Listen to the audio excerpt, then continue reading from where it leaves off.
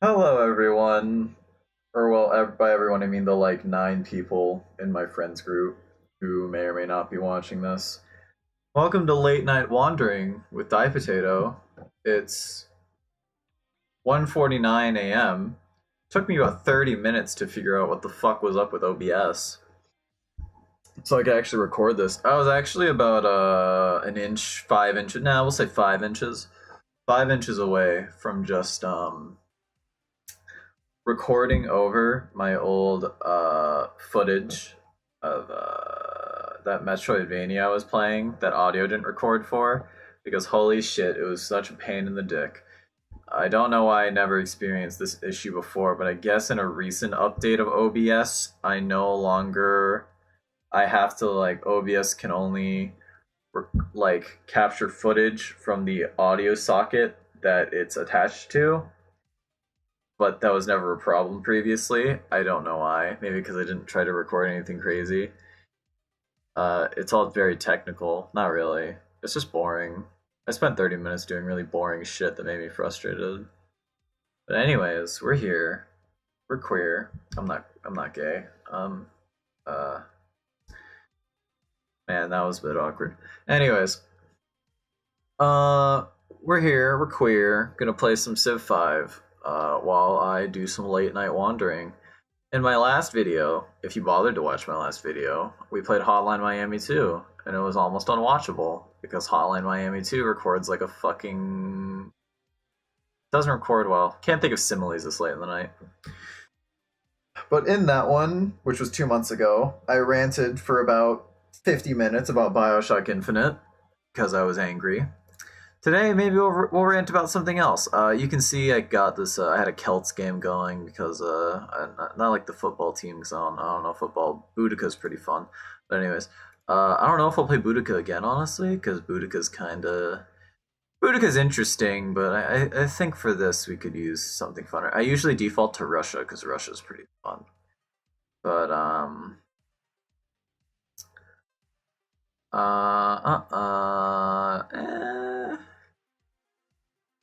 I don't know who I'd want to go. See, like, I haven't played much Civ 5 in my time. Let me make sure this is recording, actually. Sorry if you see this. Now this is recording. Alright. Luckily, I'm also using game capture now instead of display capture, so if you see all my... So if I alt-tab, you don't see all my shit, which is nice. I won't get doxxed. Don't dox me, please. I might just default to Boudica again, because Boudica's honestly kind of fun.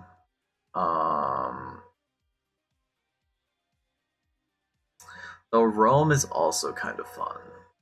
Or I haven't tried out Rome, but I know Rome is kind of fun. Attila is pretty interesting because you do start with that nice tech lead, which is pretty good. However, if you don't have any pastors, you're kind of fucked. Let's go. Just go the Russia. Let's go for the. I'm not playing that shit. I'm playing. Actually, no. I was playing Warlord before. I was kind of getting my ass kicked, so I'll go with this. The reason why we're playing Civ 5 today, so Hotline, is A with... Oh, yeah, thank you. A with Hotline, it was kind of hard to talk about things and focus at the same time, because I would kind of just, like, bash... Well, actually, no. It was good to, like... It was a good game to kind of just, like, bash my face against while I talk about things, because I could kind of just go through the motions with it. Even though I kind of had to think about it. But I kind of want a slower-paced game that I can do that with, so that way... Holy fucking shit. I forget that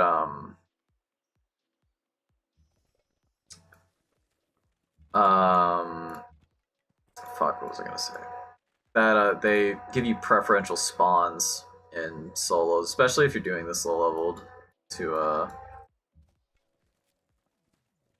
try and no, I'm setting up here. Fuck that. Even if there's an ocean nearby, this is so good that that literally does not matter. Ooh, that's actually... Fuck. I'm really debating. I'm literally not going to use all that copper, so I might as well just try to set up over here. I'm kind of behind, but I got Spearman, so that's fine. Anyways, it's been 2 months since I made one of these. If you're that one guy who actually watched my last one and complimented me on my good rants, I'm sorry, I can't remember your username. Thanks, I guess. I'm honestly curious how the fuck you found that video, because, like, it has 11 views. No, yeah, I think it has literally 11 views, or 9. 9/11, very nice. If you see this one, please comment, tell me how the fuck you found this. Were you just looking for Hotline Miami 2 gameplay that looked like garbage, that looked like literal dog shit? Because now you get some Civ 5 gameplay. I hope you like Civ 5. I like Civ 5. Civ 5's pretty fun. I'm kind of behind though. I'm no longer behind now. Holy shit. Anyways, today we're going to be talking about a few things. Or I'll try to talk about a few things. First thing that I would like to talk about is a bit fuck off. It's kind of niche. You might not like it. Shrine? Yeah, I should go for Shrine. Kind of niche. Got hair on my tongue. Gross. Anyways. Kind of niche. I don't know if you'll like this. It's about shittily subverting expectations and narratives. Now, I'll get more into what I mean shortly after I kind of explain my thought process behind this. You also might think, man, this fucking this John Potato guy, Diet Potato or John Potato, whichever way the fuck you want to call me, must be really into narrative. I am. For the one guy who's watching this who hasn't seen my previous video, I am pretty into narrative. That's why I really didn't like fucking BioShock Infinite, and that's why I feel so strongly about it. But hello. Okay, there we go. But what I'm talking about is recently, and by recently I mean literally yesterday. No, literally today. I finished the Heart of Stone's DLC / expansion for The Witcher 3, which is a game that is amazing and I would wholly recommend, even though I've literally not beaten it, and I've not bothered to beat it because I'm a lazy fuck.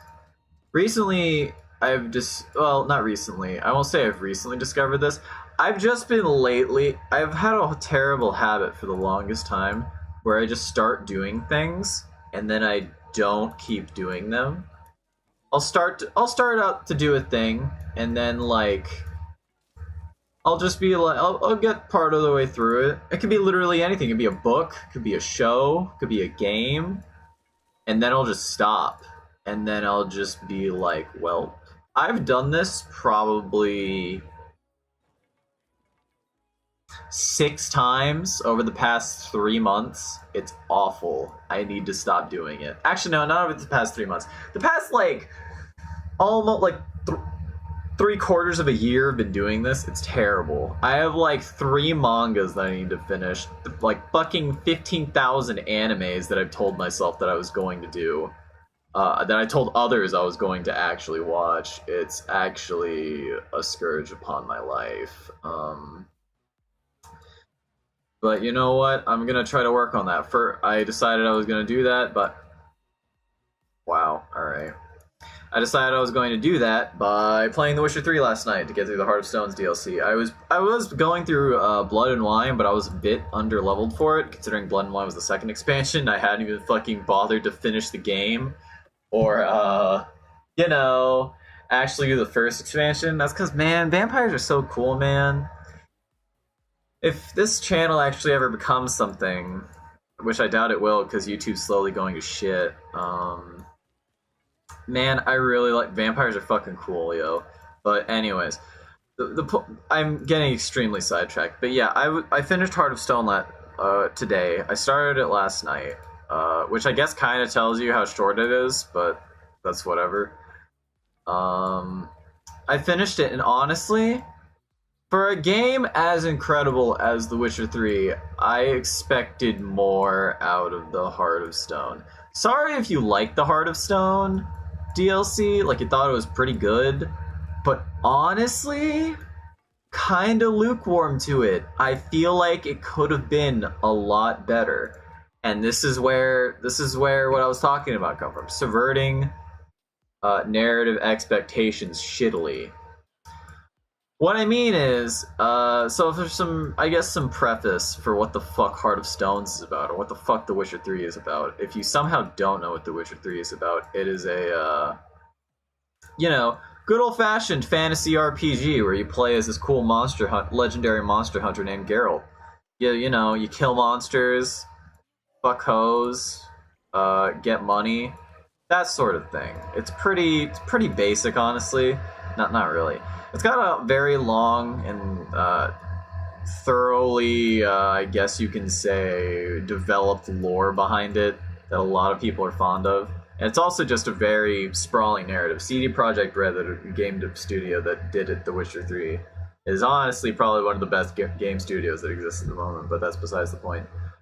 Especially since they made this kind of mad DLC, which I'm kind of sad about, honestly. Also, if you hear that music in the background, that's my Spotify. I'm gonna hope to God that the robots decide not to go over this video or can barely hear my audio, because I really didn't want to listen to fucking Civ music, and I really didn't want to go hunting for a YouTube mix of non-copyrighted music, because I'm a lazy fuck. So, also I might not even like the music, so it's whatever. I'll probably talk over it the entire time anyways. But, yeah.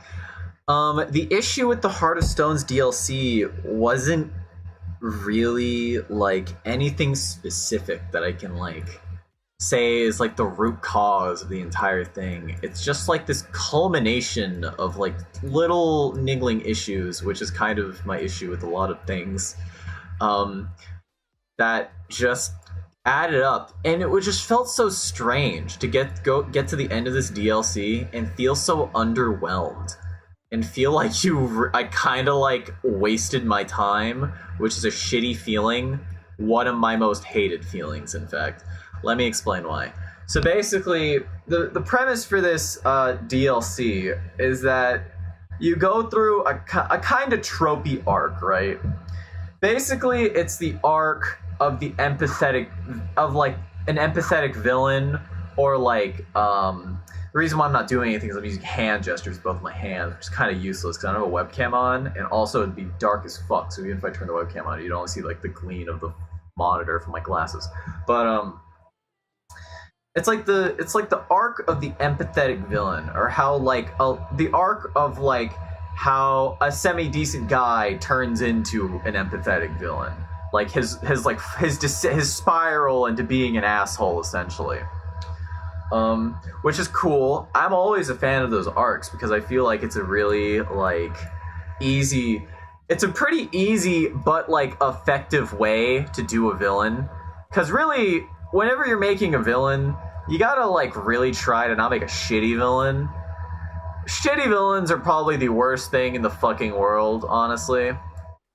Because not only do shitty villains do nothing for the narrative they're in, shitty villains can ruin an entire narrative, I think, because they're supposed a villain is typically supposed to be the antagonist, they are literally the antagonist usually.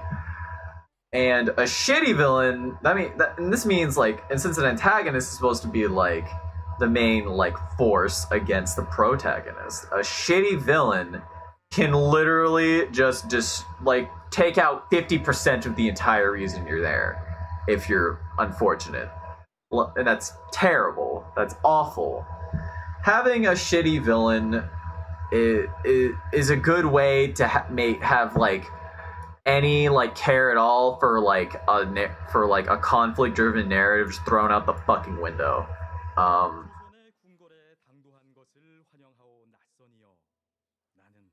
Oh god, Korea's in this game. Korea's gonna kick my ass. Korea's really good. Anyways,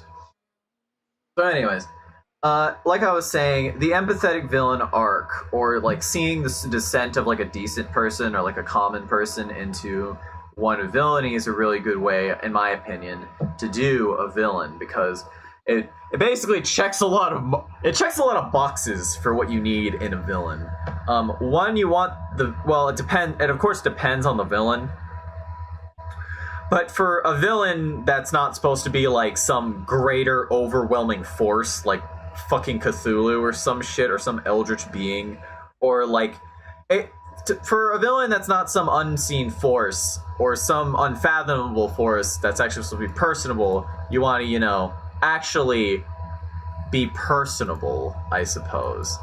You want the villain to be empathetic to a certain degree, so you can understand like why somebody would want to do the things they do. And having the descent into villainy is a really good way to do that. You get to see them like before what caused them to like tip the scales into being an asshole, and then you get to of course see them being an asshole like already.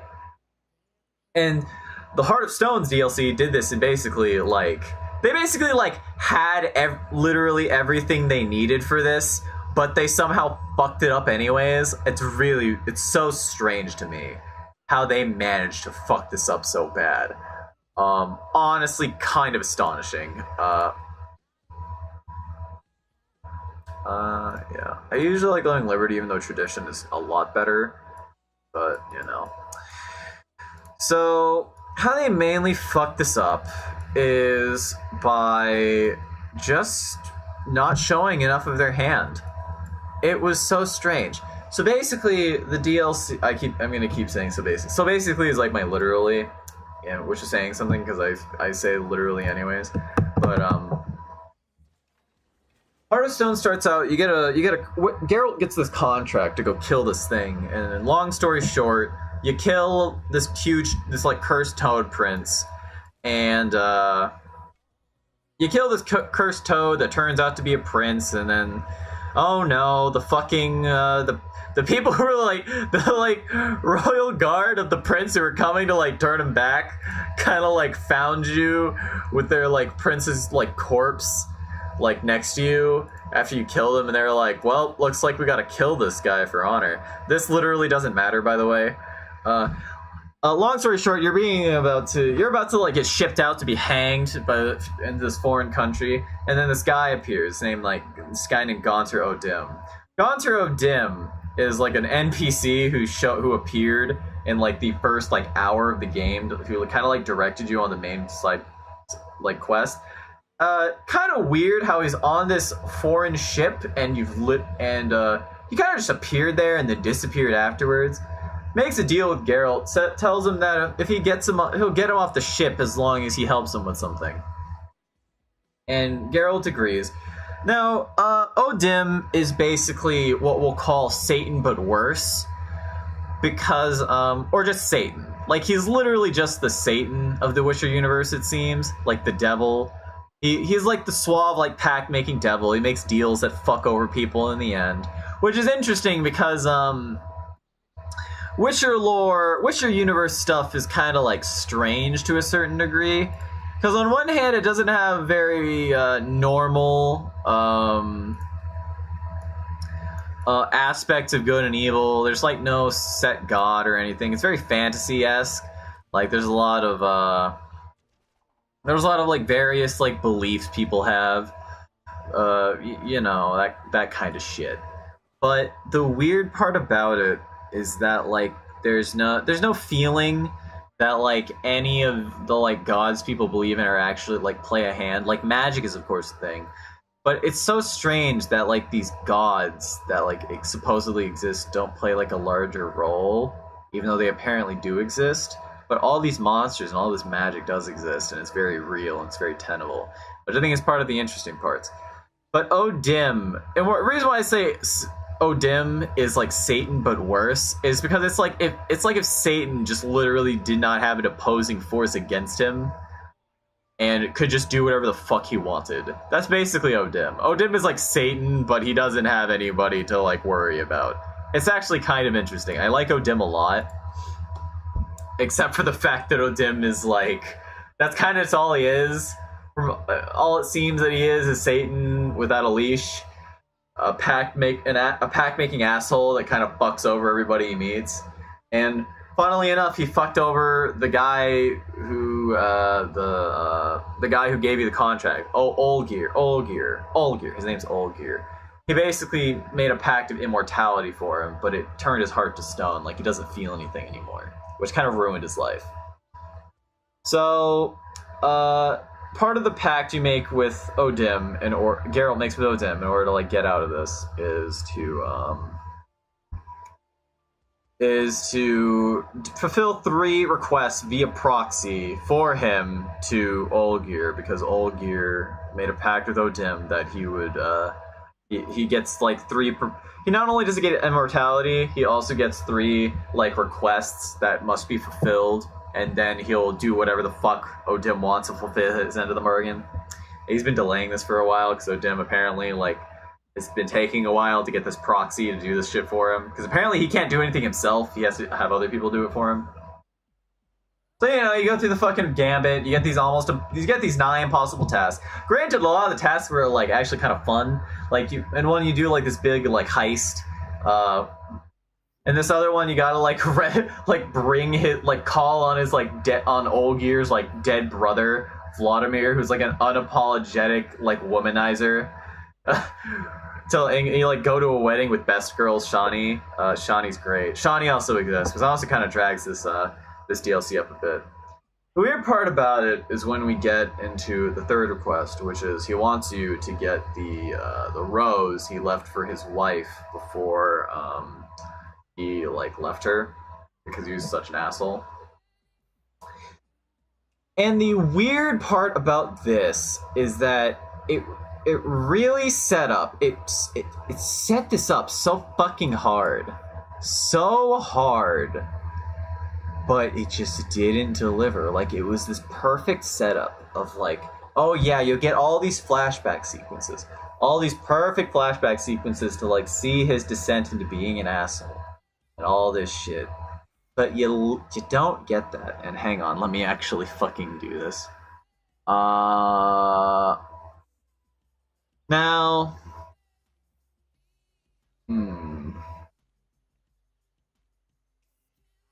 you see, +1 faith for each copper, iron, and salt resource is honestly kind of garbage, but when I have like 5 of these, it's not bad, but that's still kind of meh.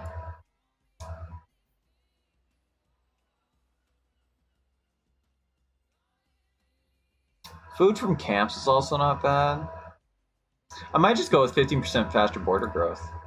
Let's do that. So yeah, train of thought. It's this perfect setup to, you know, get to see this arc, but it just doesn't happen.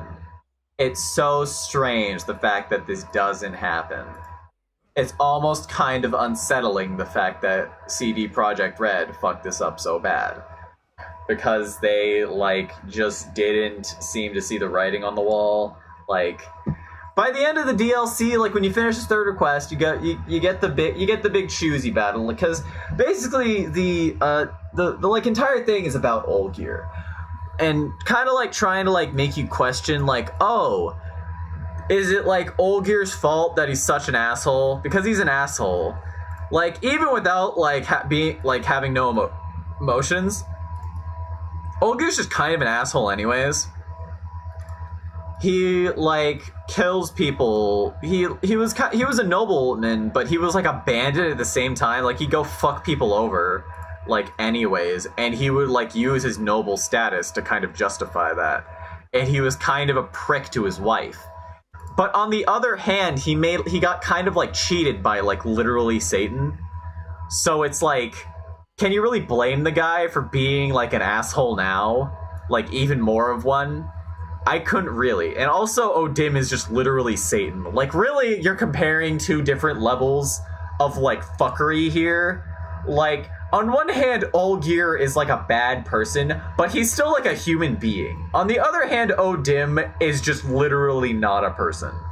So I find that kind of weird that they were balancing these against each other. Like, we were gonna like choose one way or the other. I guess on one hand they could be like, oh, if you want, you could like You could choose Odim to try to get like something out of it, but Odim kind of also is fucking you over. Like, nothing that people tell you about Odim, like nothing you hear about Odim is positive except from Odim himself, so of course he's going to say positive things about himself.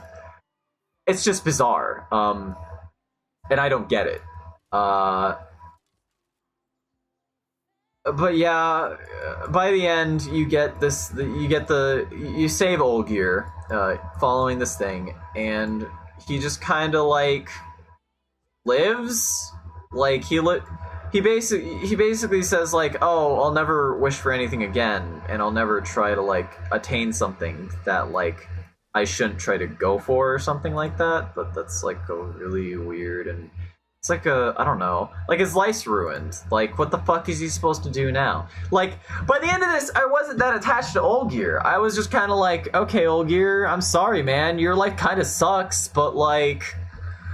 On one hand, you kind of brought this on yourself, but on the other hand, I can't blame you for it, so I don't know what you expect me to say. I don't know why CD Projekt Red, like...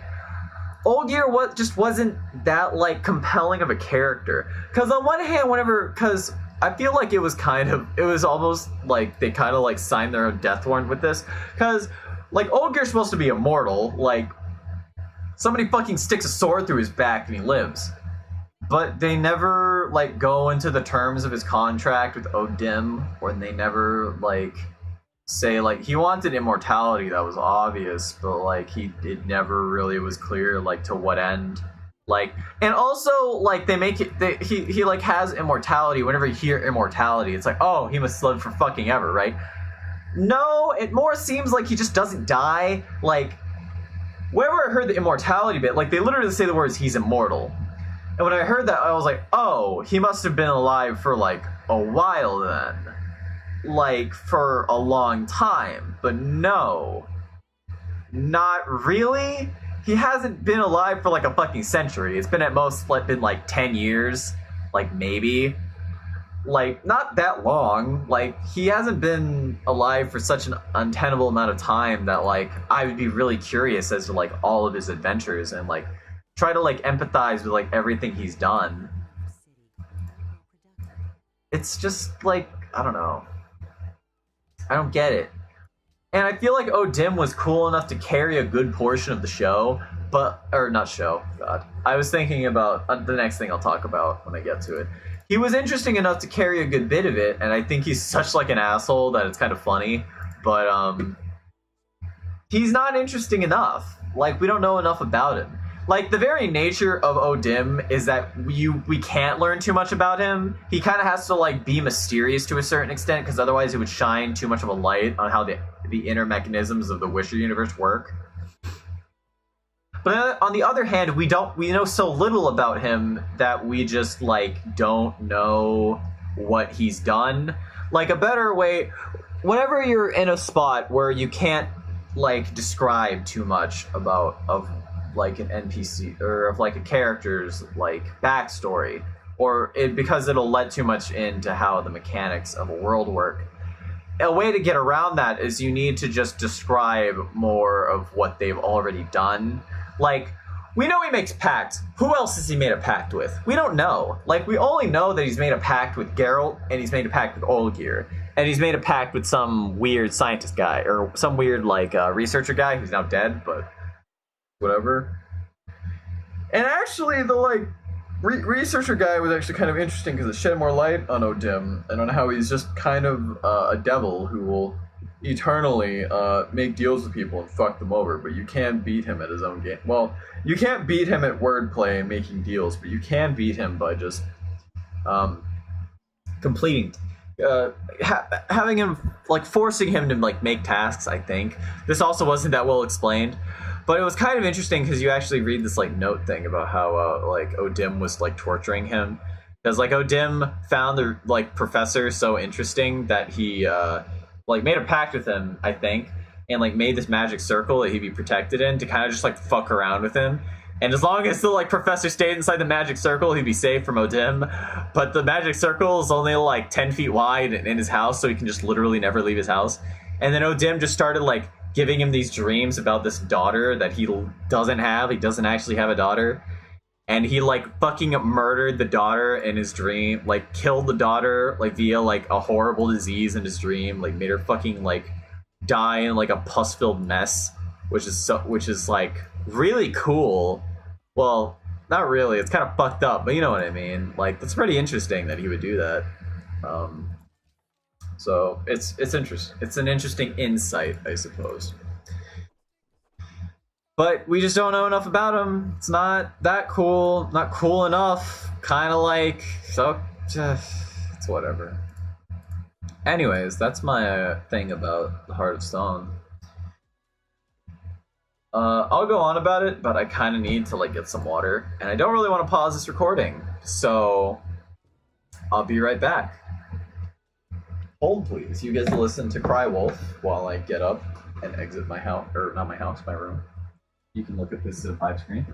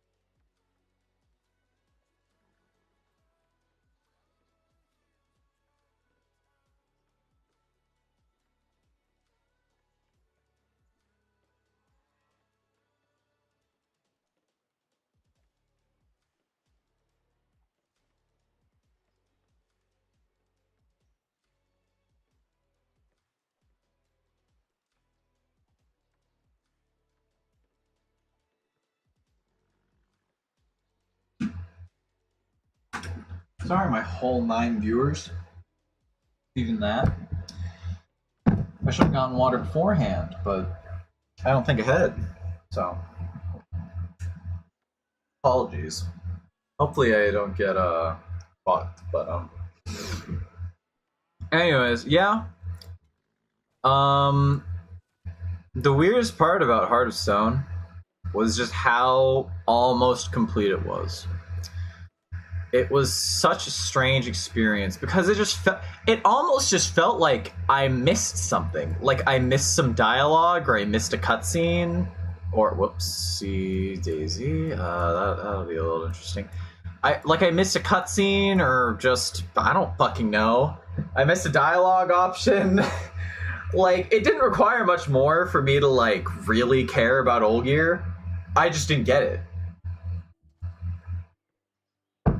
Like, I just did not receive the like, those are Koreans. Okay, that would be bad. I just didn't get the rest of the fucking. I felt like I didn't get the whole story. Like I got 90% of the story, but I didn't get the what I wanted. Like, it was so strange and really hard to describe. But yeah. I don't feel strongly enough about this to make this a fucking 50-minute rant. How long has this been going? 33 minutes. Holy shit. I'm sorry, guys. I don't know how long I'll do this for. I'm at least doing an hour. Probably, maybe 2. I'll probably split it into 2 episodes. Worst case. Maybe switch the games. Could play Celeste. That might be a little more interesting than this, considering This is a more strategy. This is a strategy game. I don't know why I picked this. I really should. I was kind of wanted to experiment with something more fast paced or slower paced. Sorry. During fucking Hotline was a bit of a mess to try to record, but I feel like that might have actually been interesting. Then again, that might have also been because I was getting very heated during it. So, really, it's in the air. I could try to do Darkest, but I feel like speaking of Darkest, I need to like actually finish my my playthroughs on that. I had 2 saves, and I got the Shield Breaker DLC because it was on sale on Humble, so I figured why not. Or I might just keep doing Civ. It'll depend on how I feel. I could do something else. I could do Else. Nah, probably not Else. I'm fucking garbage at that game. Austin/Spastic Surgeon, if you're watching that, hope you're doing good in that. I'm a little jelly that you're so good at that game. Not, I shouldn't be surprised though. Do I want Masonry? Yeah, let's get Masonry. Anyways, second thing that came up today when I was thinking of things to do this for. Also, I decided to do this because my good friend Madness decided to. He was like, oh, you know, Die Potato, I really like your video you did where you just fucking ranted for a solid 50 minutes about about fucking Bioshock Infinite. Speaking of, holy shit.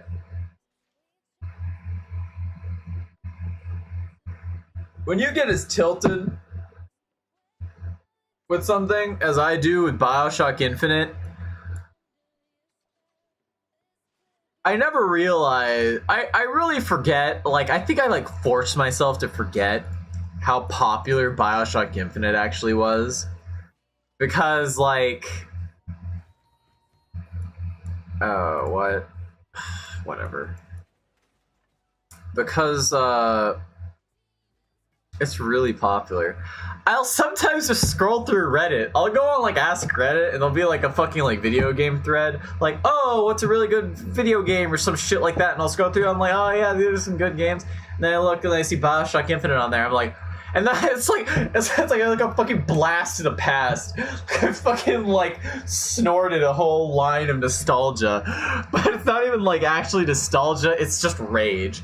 It's just bitter. It's just embitterment.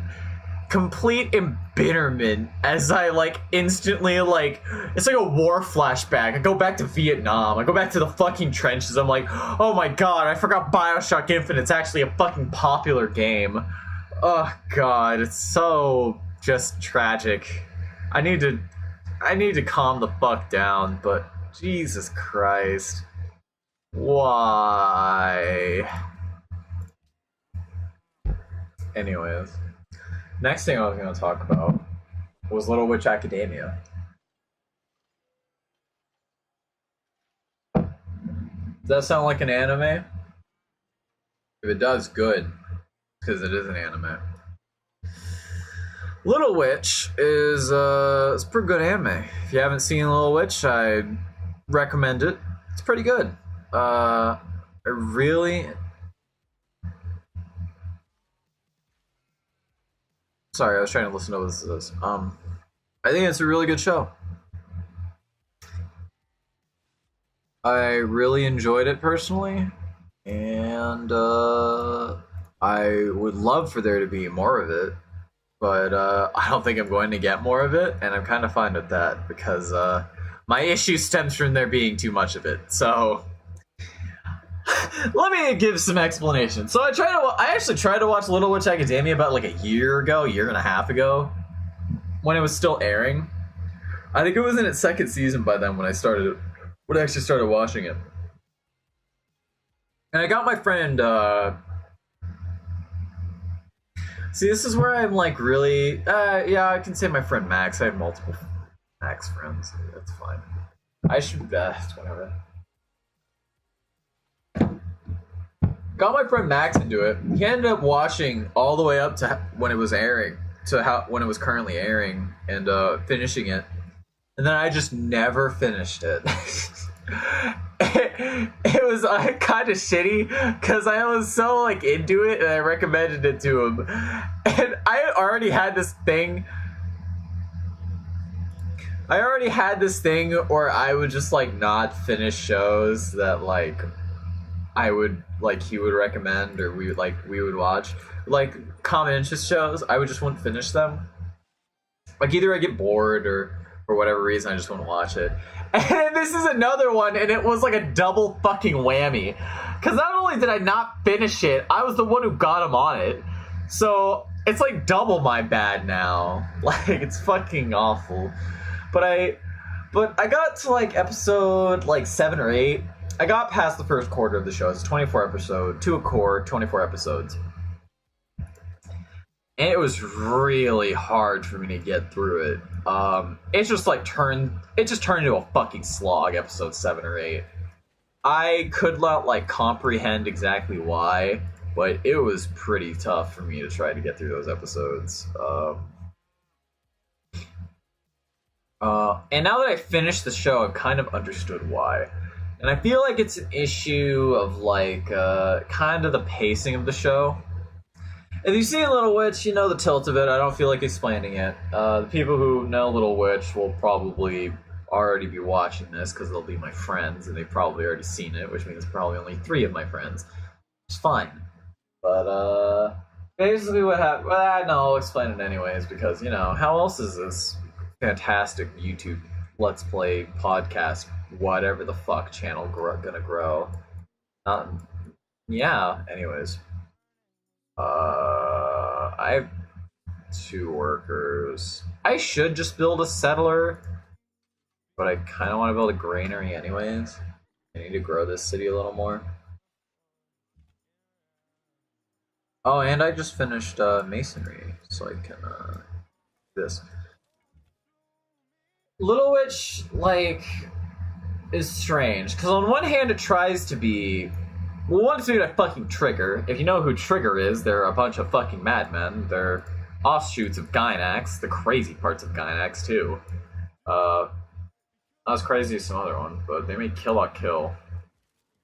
You gotta be some levels of fucking insane to make that show.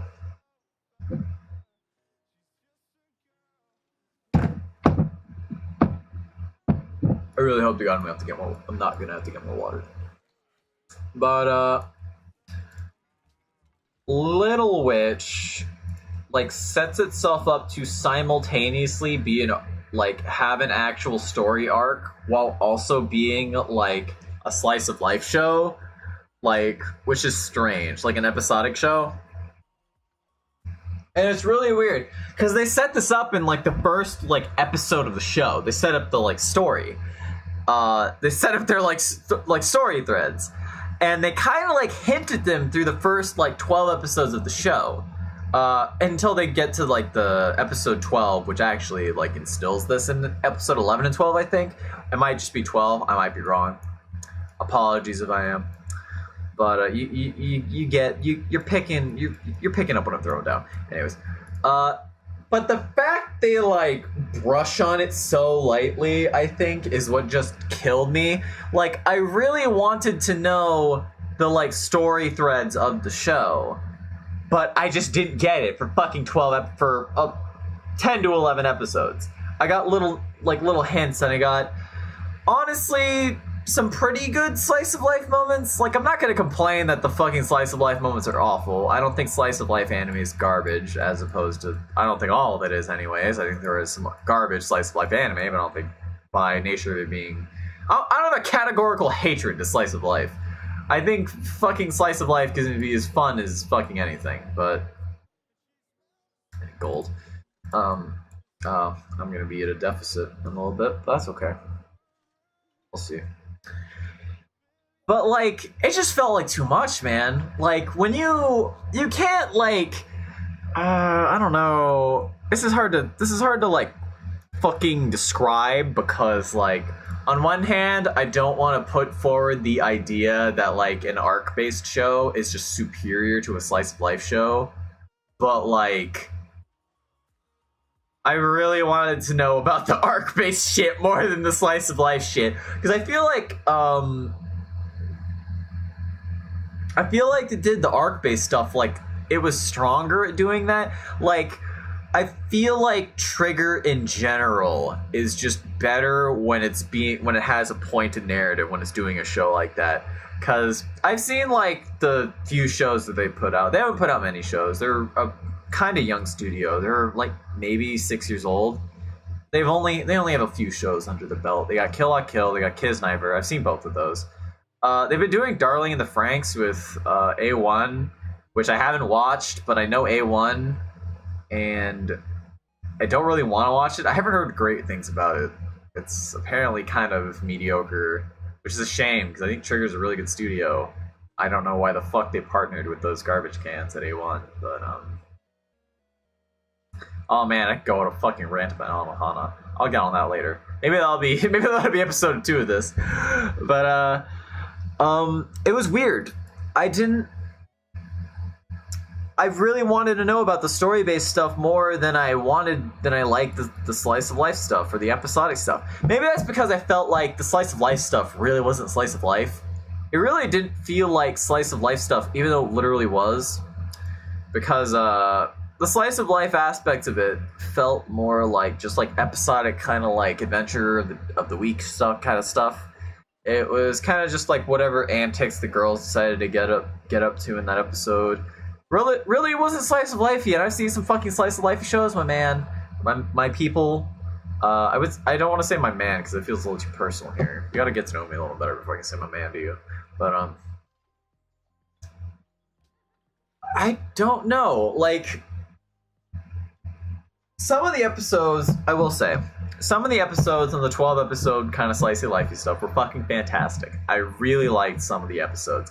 The broomstick the race, the relay, fucking great. Love that episode. Sushi's episode, fucking great. Love that episode. What else is really, really good? Those are the 2 I can think of off the top of my head. Shitty. I feel like there were I don't want to say there were more shitty slice of life episodes, but the one, I think this is just a human psychology thing too, but I can really remember the shitty ones. Like Lotte's episode, even though I think Lotte's cute as a button, like, did not like Lotte's episode. Lotte's episode was kind of bad. I feel bad. Feel a little bad. Did not like Lotte's episode. Lotte's episode was basically like... Lotte's episode was predicated around the joke of what if we took Twilight, but it was like 1,000 times more extreme, and then what if we just made an entire episode about it? There's okay, Trigger. Studio Trigger. There's only so many times I can watch an episode of a show and like point at it and say, "Ha ha, it's Twilight." There's only so many times I can do that. Like there's only so many times I can say, "Ha ha, it's just Twilight."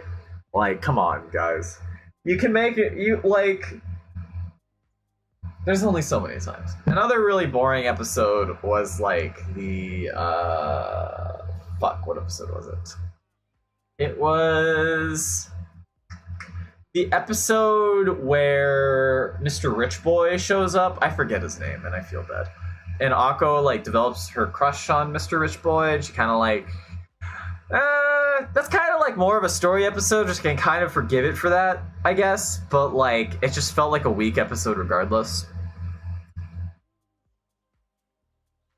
So yeah, I guess Lotte's episode and that one are all I can think of on the top of my head. It's a shame too. I thought there were so many good ones.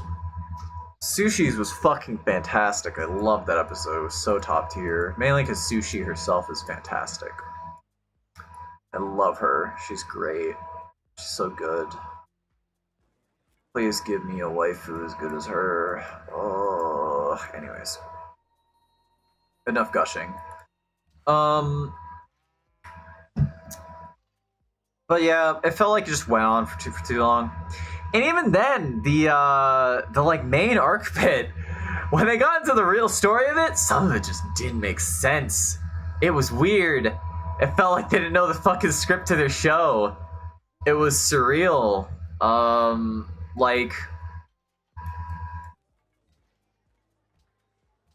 Like there were some times when I just like they just like explained things and they just didn't make sense.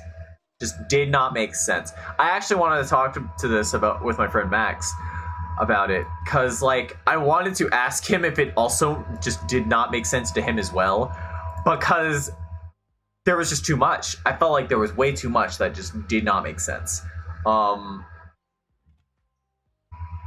just was not explained. Just like I feel like on one hand, I like understand that like the mechanics, like the show is the like I feel like it was like magic mechanics too, which is something I can get really nitpicky about, which in this case, like with Little Witch, I think is kind of a bit more fair, because Little Witch isn't really like about the fucking magic mechanics. It's just about a fun show, kind of meaningful show, which is fair. I can get behind that, but there was so much stuff, and I need more fucking water. I need to carry my water bottle around a bit more. And when I talk for this long, actually, we're probably drawing close to yeah, we're getting close. So I'll probably go and I'll probably stop the recording a little bit and then talk about that, or get some more water. Get my water bottle, a little water bottle. Get a sippy from my water bottle.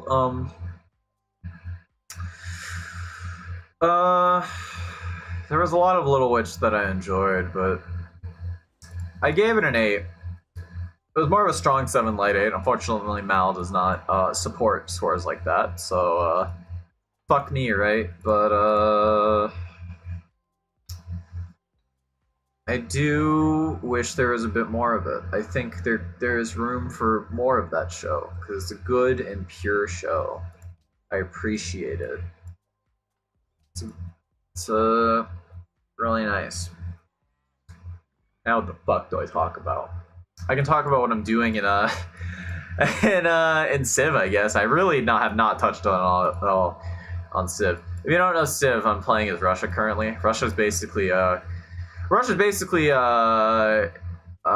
produce massive amounts of shit and then fuck bitches. That's basically the entirety of Russia. You do get a lot of production out of stuff, and producing shit is the name of Russia's game. But really, it's kind of reliant on a few things. One, you need a lot of iron. You either need a lot of horses, you need a lot of iron, or you need a lot of uranium. You do not get uranium until a lot later, so really you need a lot of iron or you need a lot of horses. And so far, I seem to have been rolled on the low side for horses, considering I only have one. But I am doing with all this fucking copper, I'll have a massive amount of production for my 2 cities. I'm probably going to end up putting a city over here on this coast, so I can probably reach the rest of this copper, and also this incense over here, or I mean the silk over here. That'd be really nice. I might put the city here, so I can get like right around here. This deer would probably be pretty good too.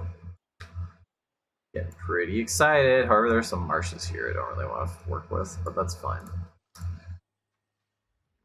I honestly might just go do what I usually do in this, which is let's see if I get any. Let's see if I get iron. Is there an iron vein around here? I do not see. Ooh, there's an iron vein. It's kind of far away though. Fuck! I need that. I kind of want that iron. And they get iron. There's one over here. Fuck. All the iron's in inconvenient places. I might just have to pray that Moscow will expand this way enough that I can get the rest of this copper.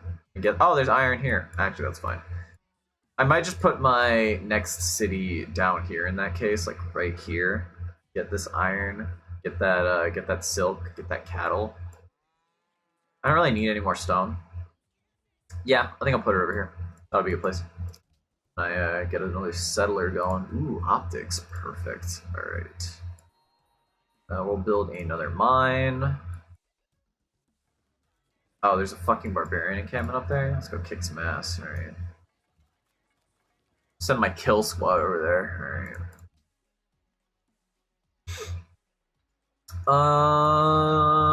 What else can I feasibly talk about?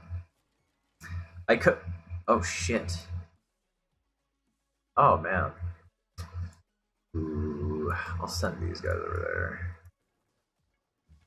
Go kick some ass. Yeah, you gotta go kick some ass. Nah. Oh, there's some Koreans over here. Alright. Luckily these fuckers can kind of just tear them in half, which is pretty nice. Oh, they just destroyed them. Oh. Okay. You can hear my fucking edgy ass music. I need to clean out my Spotify list. It's pretty it's got a lot. I think it's Valletta that wanted a trade route. They might not want one anymore, but I might as well give them one. It'll give me gold. Don't want to pick a fight with the Koreans at the moment.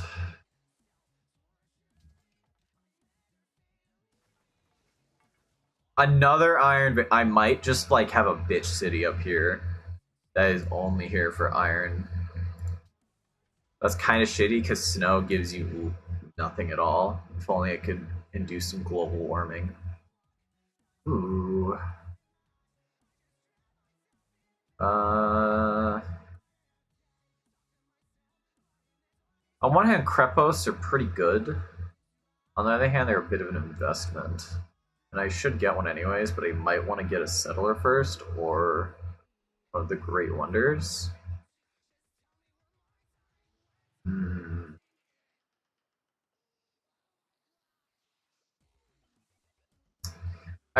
Great library is always good, but I might not get the most value out of it because I already have a library, but that's fine because the fucking one free technology is fantastic.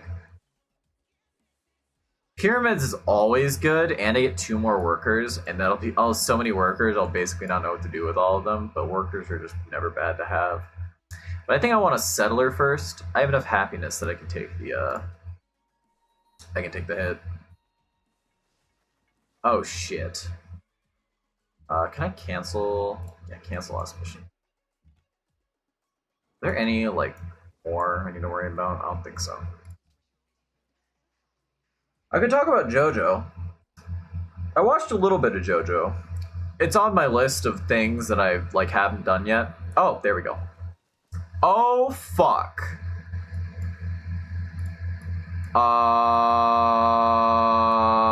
Alright, we're pulling back.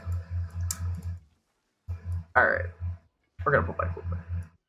I need my other fighter here. Can I clear this marsh? I don't think I can yet. We're also going to go honor, because I think honor is pretty good to have, but oh. Actually, no, we're going that. Because I want that settler.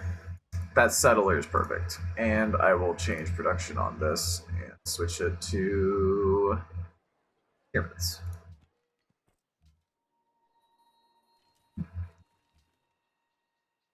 I started watching 2012 JoJo. Not the old JoJo, because the old JoJo's shit. Because my friends have been bothering me to watch JoJo for like 15 years. Yeah. Almost as long as I've been alive. It's been a fucking bother, but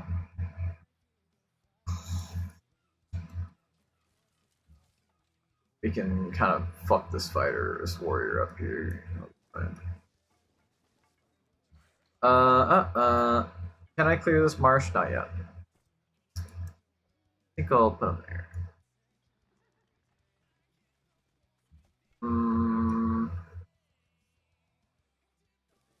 I'll just do this. I'm getting kind of hungry. I'm gonna make some food. You want some, alright, yeah, we'll do that. Having excess copper is pretty nice. And I got kind of criticized by one of my friends because I skipped part 1 JoJo, which is a bit of a silly complaint considering part 1 is like fucking awful. I fucking hated part 1 of JoJo. It was awful. I hated it. I really did not like part 1 of JoJo. It was kind of funny how terrible it was. But you kind of need to watch part 1 to a certain extent in order to get like, well, you need to watch a part of part 1 in order to get like a good amount of context into the lore of JoJo.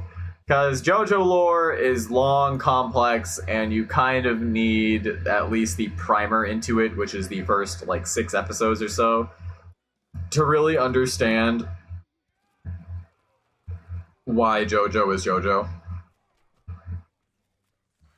And I watched the first 6 episodes of it, and by the end, I was like, I fucking hate Jonathan, or Joseph, or whatever the fuck his name is.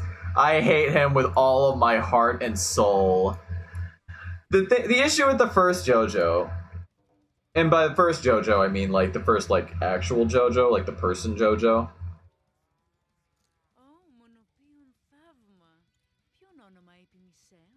Jesus Christ. Okay, Thought. Wow. You're pretty... Okay. Interesting. You gave me a unit. Nice. Oh, I got optics. Oh, I got the classical era. They give me another archer? Oh, cool. Thank you. Actually very nice. Oh, you guys gotta put it here. Horseback riding? Calendar. I'm playing on fucking level 3 difficulty, so this isn't that hard. Oh, I can just kick their ass.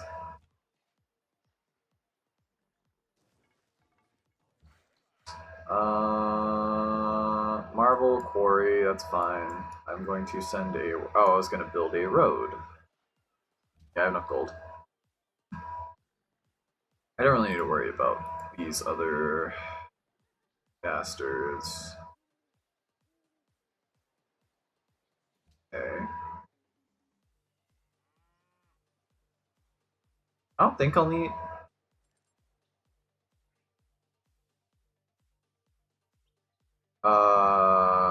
Get over it. Fuck you. I don't care if they're in your sphere of influence. Like, I'm the one who befriended them. Like, I didn't even know you existed until, like, a while ago. What the fuck? Whatever. I'm gonna send this scout. I'm gonna embark this scout. Oh, interesting. I'm going to embark this scout so that way I can, you know, explore the world a little bit. Or explore the rest of this continent, at least. Having spearmen this early is so nice. They kind of just kick the people's ass, and they can't really do anything. Well, I got rid of the fucking... I stemmed the tide of bandit, or variants. Anyways, the first JoJo. The first JoJo represents a lot of qualities that I hate in main characters. Especially, like, good characters. Ostensibly good characters. This quality is being so good that the narrative does not fault you enough for being good. What I mean by this is that the first JoJo is such a good little boy that all the bad things that happen to him are like, on one hand, because he is too good, but he is not punished enough because he is too good. In the end, he ends up winning because he is too good. Like, his goodness, like outweighs the evils that the goodness that the goodness also, like, hampers him, if that makes sense at all. Like, it's weird. I don't like it at all.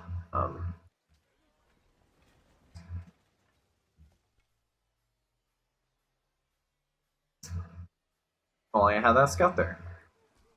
Like, on one hand, like, Dio is just a massive asshole who, like, fucks him over whenever it's, like, convenient to him.